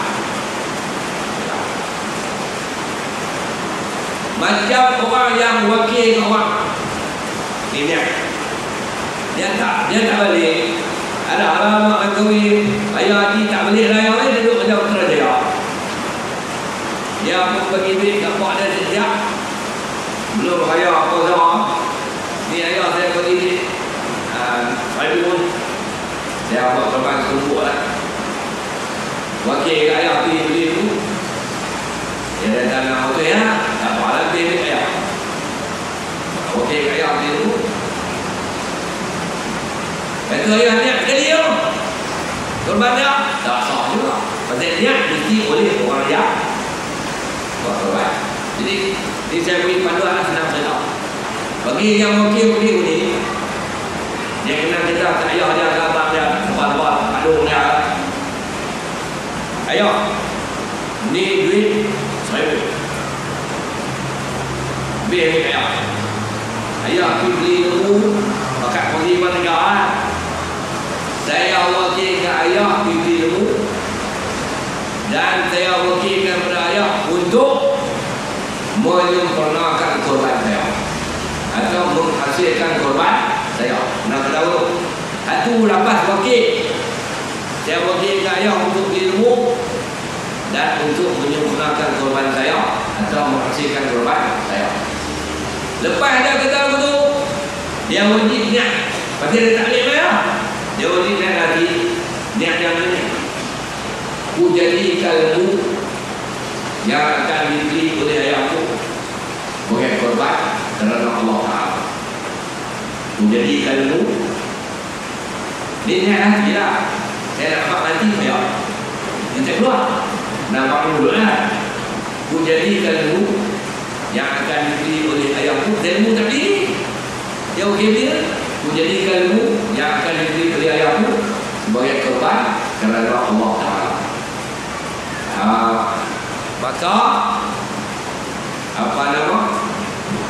Dia niat duduk siap-siap. Korban dah bagi lagi 2 bulan. Mai ayah korban, ayah dia beli lembu, ayah dia wakilkan imam sembelih mak. Imam pun sembelih. Bila siap sembelih, dia dapat pahala sebab dia telah berniat. Ni orang panggil niat sebelum sembelihan. Ni orang niat sebelum sembelihan. Yang kedua, niat semasa sembelihan. Niat semasa penyembelihan. Niat semasa penyembelihan ni iaitu semasa pisau kena ni kena lihat. Pisau kena dilihat ataupun masa tak pisau dilihat. Masa tak pisau dilihat tu, dia niat, inilah korbanku kerana Allah Ta'ala. Ataupun 8, menjadikan ini sebagai korban kerana Allah Ta'ala. Niat boleh tak, inilah korbanku. Kalau apa nama macam wakil ni, payahlah, inilah korbanku, lembu tak berdiri. Menjadikan lembu, jangan berdiri oleh bapa aku sebagai korbanku kerana Allah Ta'ala. Kalau dia lembu darah, dia boleh lihat apa nama, aku jadikan lembu ini sebagai korban kerana Allah Ta'ala. Zulfiqar. Okey. Masa sebenarnya tu kita pegang itu. Kalau orang tu sendiri yang berkorban, dia ada yang boleh. Bismillahirrahmanirrahim. Allahumma salli ala sayyidina Muhammad. Allahu akbar. Pegang itu. Hadhihi udhiyati lillahi ta'ala. Ini adalah berlaku dengan Allah Ta'ala. Ataupun letak pisau tu niat dia tak belum sudah. Inilah berlaku dengan Allah Ta'ala. Itu Bismillahirrahmanirrahim. Diri mati, maka dapat pahala. Jadi tuan-tuan kena lihat tu dengan cara. Okey, baik. Ini cara laju-laju ni. Kemudian binatang pun kita tahu apa dia? Keutamaan binatang korban. Kemana? Saya kata ni ada 5 jenis. Okay. Buat itu korban yang paling nilai pahala paling banyak adalah unta. Itu keutamaan yang pertama adalah unta. Siapa mampu sembelih unta, maka sembelih unta pahala banyak. Sebab apa pahala banyak? Kerana dagingnya banyak. Daging unta lebih banyak daripada daging kerbau dan jika tidak mampu menyembelih unta sebagai korban, sembelihlah lembu atau kerbau. Lembu kerbau dia kena satu ranking. Walaupun kerbau kira lagi banyak dari lembu, tapi dia kena satu. Lembu tak apa, kerbau pun tak apa. Kemudian jika tak mampu menyembelih lembu atau kerbau, sembelih biri-biri atau kibas. Biri-biri kibas dia ke bawah ni, tapi di sini keutamaan jadi nombor 3. Nombor 4 bau kambing. Pasal apa? Kerana biri-biri ni sunnah Nabi SAW. Dan juga daging biri-biri ni atau kibas lebih sedap daripada daging kambing. Itu keutamaan binatang pemeliharaan korban. Okey. Kemudian berkongsi binatang. Berkongsi binatang korban. Okey. Kita boleh berkongsi binatang korban pada 3 jenis saja. Unta, lembu dan kerbau. Tapi lembu, unta dan kerbau ni pembagiannya dekat 7 kan. 7 bahagian saja. Maksimum orang yang boleh berkongsi adalah 7 orang. Maksimum orang yang boleh berkongsi adalah 7 orang. Minimum adalah 2 orang. Minimum adalah 2 orang. Macam mana 7 orang? 7 orang ambil cuma 1 bahagian. 2 orang macam 2 orang. 2 orang dia boleh ambil jadi kita dah. Aku ambil 1 bahagian, ambil 6. Aku ambil 2, ambil 5. Aku ambil 3, ambil 4. Aku ambil 4, ambil 3. Aku ambil 5, ambil 2, ambil 6, ambil 1. Itu kita dah. Dia boleh berkongsi 2 orang, 2 orang, 3 orang boleh berkongsi. Dia boleh berkongsi. Aku ambil apa nama 3 orang ni. Aku ambil 5, hampa 2 ambil 1. Aku ambil 4, ambil 2, ambil 1. Aku ambil 3, ambil 3, ambil 1. Lalu tu lah 3 orang. 4 orang boleh berkongsi, 5 orang boleh berkongsi, 6 orang boleh berkongsi, 7 orang boleh berkongsi, 8 orang tak boleh berkongsi. Itu perkongsian binatang. Semua dia tak boleh buat 2 orang berkongsi. Aku ambil 3 semua, ambil 3 semua. Itu tak boleh. Dia kena salah seorang ambil 4, seorang lagi ambil 3. Binatang yang boleh kongsi adalah unta, lembu dan kerbau. Kambing dan biri cekok untuk 2 orang. Cekok untuk 2 orang. Okey. Jantina binatang. Pada umumnya jantina binatang korban ni ada 2, iaitu jantan dan betina. Jantan dan betina. Kalau dipanjangkan lagi jadi 3. Jantan, unsa dan betina. Jantan, unsa dan betina. Maka jika ada 3 binatang ni, afdal melih apa nama binatang jantan. Dan lembu lah nak lembu jantan. Kenapa? Kerana alasannya daging lembu jantan ni lebih sedap. Bukan binatang. Daging binatang jantan lebih sedap daripada daging binatang betina. Yang kedua, jika hanya ada 2 orang, jantan dan khunsa saja. Jantan dan khunsa, tidak ada depan ini. Jantan dan khunsa. Afdal boleh jantan juga. Khunsa ni dia ada 2 alat. Macam orang juga, dia ada 2 alat. Alat perempuan pun ada pilih pula lembu khunsa ni. Tapi kalau ada lembu khunsa dan lembu jantan, tetap afdal lembu jantan. Walaupun lembu khunsa tu kemungkinan dia jantan, kerana lembu jantan confirm dah jantan, lembu khunsa belum tentu jantan. Jika ada panggilan dua saja, lembu khunsa dan lembu betina, maka afdal sebelih lembu khunsa. Kerana mengharapkan mudah-mudahan dia jantan. Tu cara nak pilih jantina. Kemudian nak pilih kalau apa betina, warna binatang. Warna binatang. Ada 6 warna binatang. Ada 2 warna pink tak? Pink tak?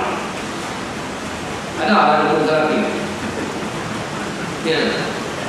Pink grey lah, grey. Lembu pink tak ada. Purple tak ada. Okey tak? Maka afdal pahala ni, saya sudah ni yang sebut afdal tu, kalau kita pilih kita dapat pahala. Warna yang paling afdal adalah warna putih. Warna yang paling afdal adalah warna putih. Lembu ada putih, unta ada putih. Apa payah? Kambing ada putih. Biri-biri pun ada putih. Jadi kalau kita pergi kelas tengok ada putih, ambil putih tu.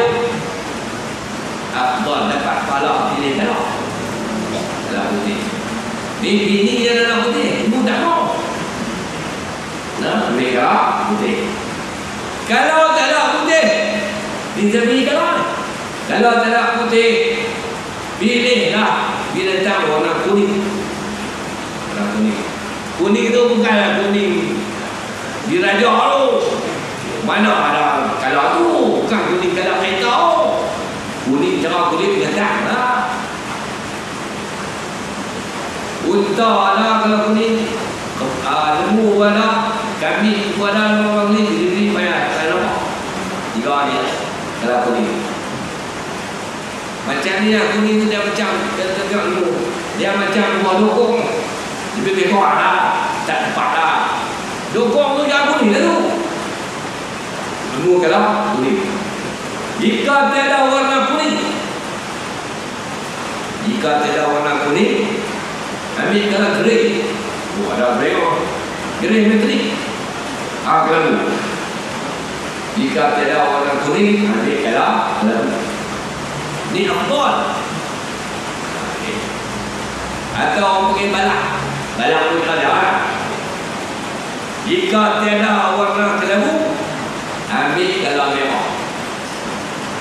Jika tiada warna kelabu, ambil kalau merah. Merah ni lebih terang daripada kuning, tapi bukan merah macam ni. Mana ada lembu merah kalau ni? Merah cara kulit lembu lah. Kambing pun ada beberapa kali, tapi dia fokus merah ni unta dan lembu lah. Khabar ada? Khabar balak. Itu cara merah. Ambil kalau merah. Jika tiada merah, pilihlah warna campuran. Biasanya campuran warna putih dan hitam. Ni banyak. Lembu ada campur putih hitam. Unta ada. Apa tak ada? Pilih warna campuran putih dan hitam. Jika tiada warna campuran, pilihlah yang warna terakhir, itu warna hitam. Ada orang Melayu, dia tengok lembu kalau hitam. Ni kalah bagus. Bodoh. Kalau putih dan hitam, maka warna hitam ni warna yang terakhir. Jangan tuan-tuan, kalau depan kita ada 2 ekor lembu, satu warna putih, berat dia 1 kilo. Satu warna hitam, berat dia 2 kilo semua. Lembu 2 kilo macam mana? Tak siapa kata apa. Lembu ada 2 ekor lembu berbeza. Satu warna putih, berat dia 1 pikui. Yang kedua warna hitam, berat dia 2 pikui. Itu kadang kita berat dia 2 pikui. Kita nak pilih lembu ke bawah. Ni kita lembu 6. putih boleh duduk kalau benar. Hak putih berat dan pikui, hak hitam berat dan pikui. Maka sebenarnya hak hitam. Jika kita berdepan dua pilihan antara warna dan juga berat, maka diutamakan berat dari warna. Ini putih berduit, pilihan gendam semua dua pikui. Tengok hak putih tu pikui. Awak ambil hak putih warna. Awak ambil putih warna. Nak kira lebih kurang.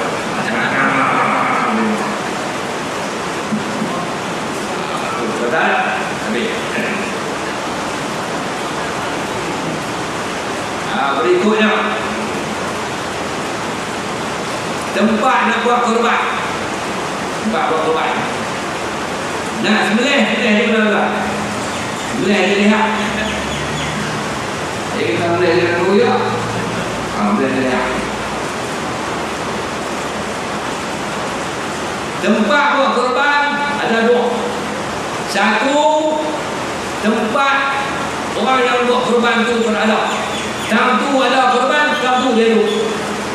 Yang kedua, buat korban tam tu orang korban tak ada dulu. Dia ada dua. Okey. Maka afdal buat korban di tempat orang itu berada. Sama ada dia seorang yang mustaqil atau musafir atau mustaqil atau bermukim atau musafir. Afdal dan letak pahala buat korban di mana dia berada.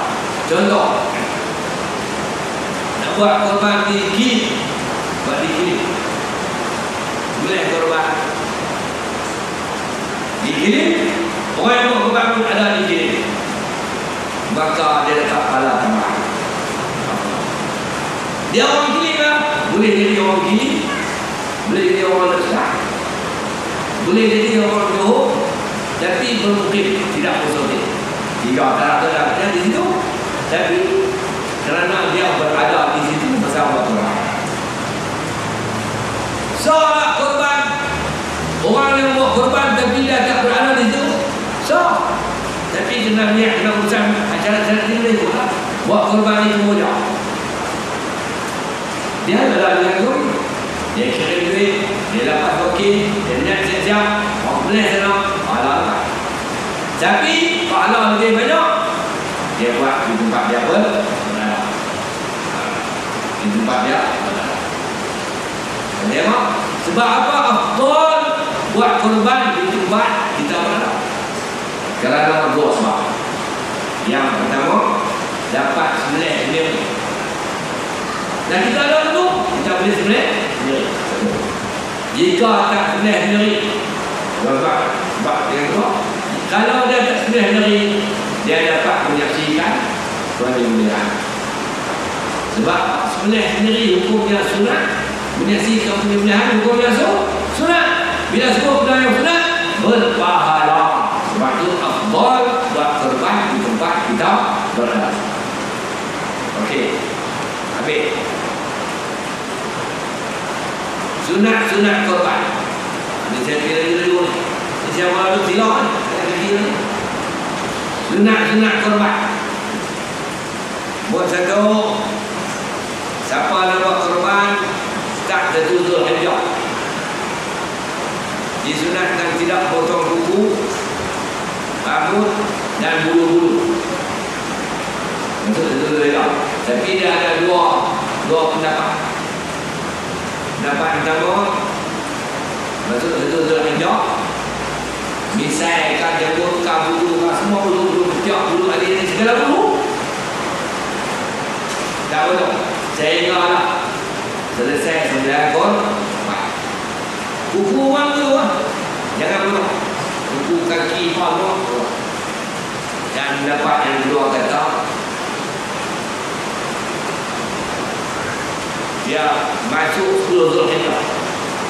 Masuk 10 Zulhijjah tu disunatkan tidak potong bulu, rambut semua dan kuku.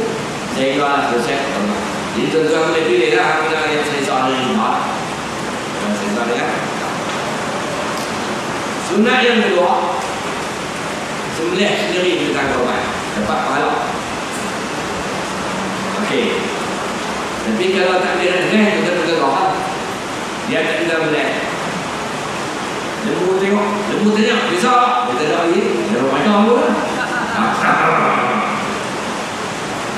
Okey. Kalau tak yakin, jangan tegak. Lembu mahal dia pun. Kemudian